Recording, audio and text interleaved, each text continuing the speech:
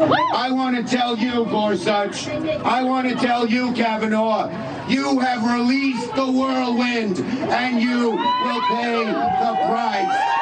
You won't know what hit you if you go forward with these awful decisions. Dozens of conservatives writing a letter calling for the censure of Senate Minority Leader for those comments, seeming to threaten President Trump's appointed Supreme Court justices. Rachel Bovard signed that letter and joins me now to talk a little bit more about it. Thank you so much for joining us. Thanks for having me. So let's bring up one portion of the letter, and you can explain to us a little bit more what was in it, what's behind it.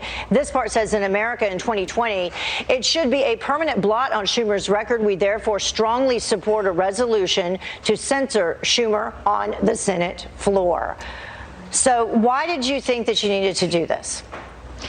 Well, a couple of reasons, but to be very clear, Senator Chuck Schumer is the leader of the Democrats in the Senate, and as such, he stood on the steps of the Supreme Court and threatened two sitting Supreme Court justices by name, and that is not only wildly inappropriate and irresponsible, it is, as the Chief Justice pointed out, dangerous. And so a line has to be drawn somewhere. Again, Chuck Schumer is not just a rank-and-file Democrat. He is the leader of Senate Democrats. So if anyone needs to be made an example of here, it's Chuck Schumer, and that's what we're asking for right now. Yeah, in a rare rebuke, Justice John Roberts also talked about the comments that were made by Schumer and called them dangerous as well.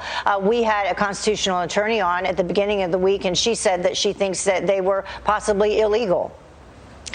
Yeah, you cannot threaten sitting members of the judiciary. This used to be a known and understood thing among politicians. Apparently, it's not anymore, and that's why this censure is needed. Again, Democrats lecture Republicans constantly about how they need to return to norms and all these norms that are being violated. Yet they repeatedly violate them themselves. From Nancy Pelosi tearing up President Trump's State of the Union speech to Chuck Schumer threatening Supreme Court justices to Joe Biden yelling at voters and telling them they're full of it. I mean, these norms are repeatedly being violated by the people who claim to have moral authority. Mm-hmm. It's inappropriate and needs to be called out. Yeah, this latest individual, he said, "You work for me," amongst other things, the construction worker that he got into it with.